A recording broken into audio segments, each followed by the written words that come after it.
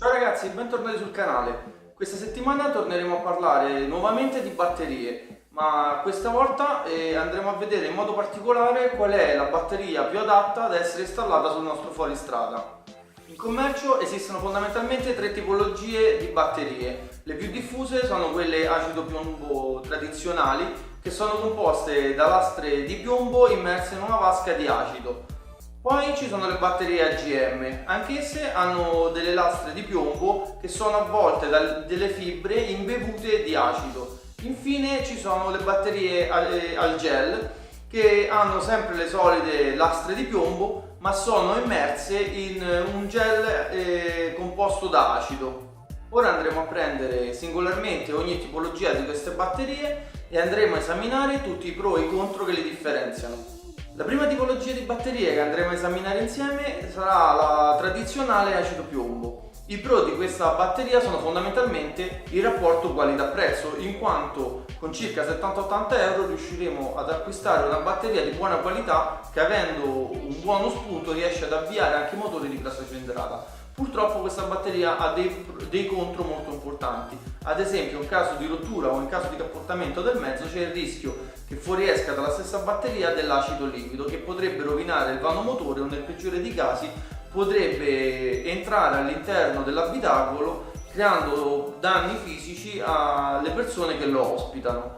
Un altro contro di questa batteria è l'erogazione. Vi faccio un esempio: se dobbiamo fare un tiro di vericello di qualche decina di metri, noteremo che nei primi metri di tiro il motore del vericello girerà abbastanza bene, ma più andremo a recuperare il cavo e più la coppia del vericello andrà a calare. Questo perché l'energia della batteria si esaurirà molto velocemente. La seconda tipologia di batterie che andremo ad esaminare sono quelle AGM. Questo tipo di batteria, come punto di forza dei pro, è il fatto che è completamente ermetica. Visto che l'acido si trova all'interno, imbevuto all'interno di fibre nella batteria, anche in caso di rottura non ci sono fuoriuscite di liquido, quindi non si creano danni né alle persone che vi sono nell'abitacolo né all'interno del vano motore.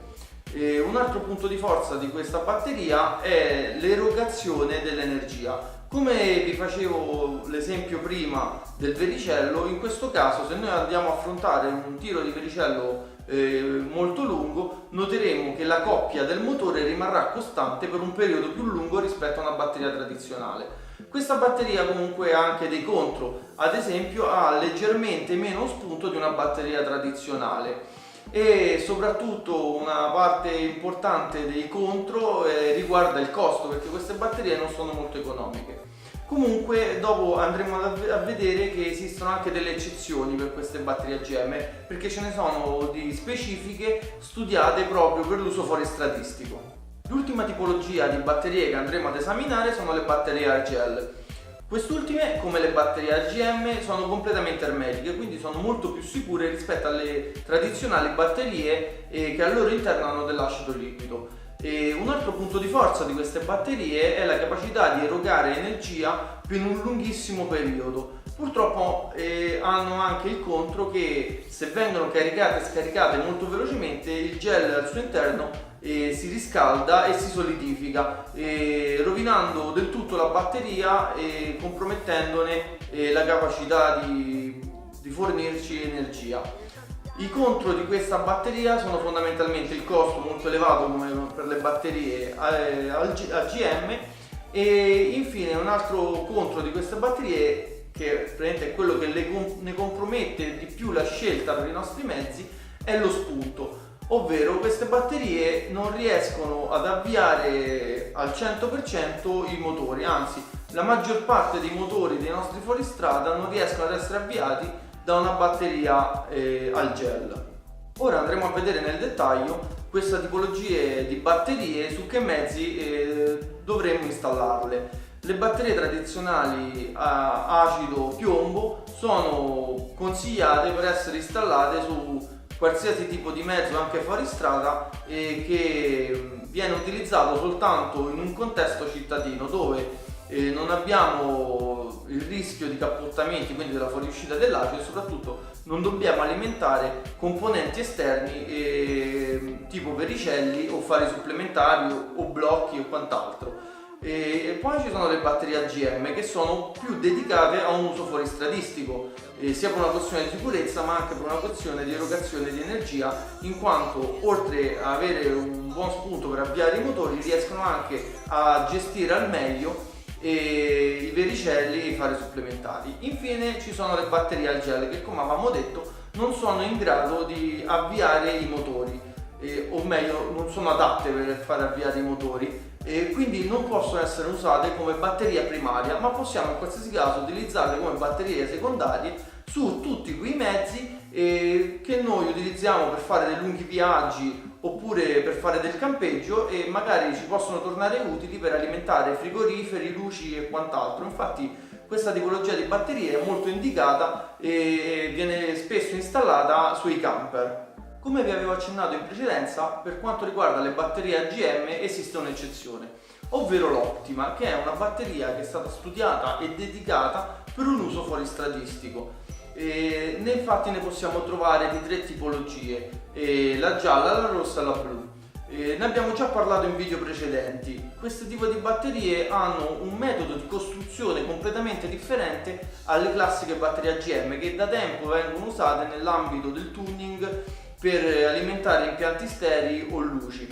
Questo tipo di batterie, come vi dicevo, sono più ideali all'uso fuoristradistico, in quanto ci sono ad esempio le rosse che ci permettono di avviare motori di grossa cilindrata, oppure ci sono le gialle che oltre a avviare motori di grossa cilindrata, perché sono leggermente meno potenti delle rosse, ma hanno un sistema di ricircolo dell'energia che ci permette di erogare l'energia costantemente per un lungo periodo. Come vi facevo l'esempio prima, se noi andiamo a fare un tiro di pericello con questa tipologia di batteria, ovvero con l'Optima gialla, riusciamo a fare un tiro anche di 30-40 metri senza che la coppia del motore del vericello perda potenza. E infine ci sono le batterie, quelle blu, che sono in tutto e per tutto identiche con la stessa tecnologia delle gialle, soltanto che hanno una carcassa un po' più robusta perché sono dedicate all'uso nautico, e spesso nel campo nautico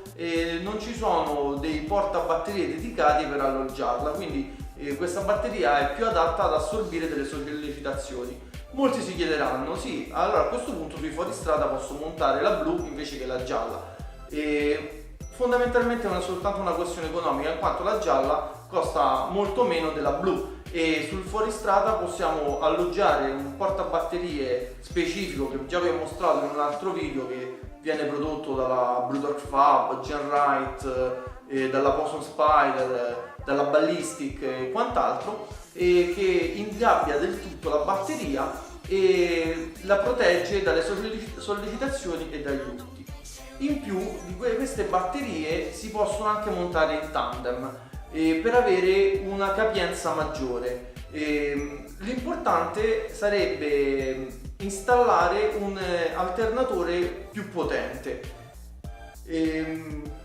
L'importante è installare la stessa tipologia di batterie, ovvero o 2 rosse o 2 gialle o due blu, e dello stesso amperaggio. Perché? Perché all'interno dell'alternatore esiste un regolatore di carica che legge la carica della batteria e si regola per ricaricarla. Se noi mettiamo 2 batterie differenti c'è il rischio che questo regolatore di carica legga male i dati, quindi o sovraccarica una batteria rischiandola di romperla, o carica la prima batteria e non conclude la carica nella seconda batteria. Questi sono i casi quelli più comuni. In precedenza vi dicevo della batteria, quella al gel, che può essere installata come batteria ausiliaria. Una cosa molto importante che volevo farvi sapere è che questa tipologia di batteria non si può montare in tandem con la batteria primaria, ma bisogna creare o 2 sistemi paralleli con 2 alternatori, uno che carica direttamente la batteria primaria e una che carica la batteria ausiliaria, o in alternativa si può creare uno switch, ovvero un interruttore che una volta avviata e ricaricata la batteria d'accensione deviamo il flusso di carica sulla batteria secondaria, ovvero su quella gel, dedicando tutta la fase di ricarica soltanto alla seconda batteria. Questo è tutto quello che vi posso dire riguardo a questa tipologia di batterie. Vi mostrerò ora anche uno schema che è specifico per quanto riguarda le Optima, che vi mostra ogni tipologia di batteria Optima, l'amperaggio a quale batteria tradizionale equivale, tanto per farvi rendere conto della capacità di carica di queste batterie. Anche per questa settimana è tutto. Se avete domande da farmi per dei chiarimenti potete farmele qua sotto nei commenti. Spero che questo primo video vi sia stato d'aiuto e vi sia piaciuto. Se così fosse, spolliciatemi un like, se non l'avete ancora fatto iscrivetevi al canale e ci vediamo venerdì prossimo alle 15 sempre qui sul canale. Ciao!